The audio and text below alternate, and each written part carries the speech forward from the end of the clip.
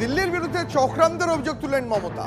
যেখানে যেখানে তৃণমূল শক্তিশালী সেখানেই পুনর্নির্বাচনের পরিকল্পনা করছে, বিস্ফোরক অভিযোগ করলেন তৃণমূল সুপ্রিমো।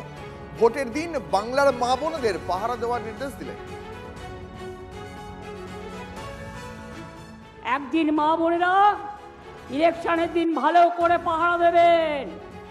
এদের পরিকল্পনা হচ্ছে আমাদের জায়গাগুলোতে রিপোল করবার। অনেক চক্রান্ত, দিল্লির চক্রান্ত, ওই চক্রান্ত ব্যর্থ করে দেব। মনে রাখবেন, সুস্থ বাঘের থেকে আহত বাঘ আরো ভয়ঙ্করী। আমার হাত থেকে সব ক্ষমতা কেড়ে নিয়েছে। আমি একটা ক্ষমতা চাই, মানুষের ক্ষমতা। মানুষ ভোট বাক্সে এর বদলা দেবেন, বদলা দেবেন।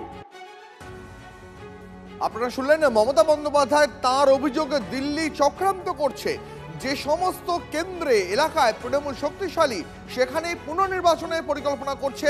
এবার বিস্ফোরক অভিযোগ করলেন তৃণমূল নেত্রী। ভোটের দিন বাংলার মা বোনদের পাহারা দেওয়ার নির্দেশ দিলেন।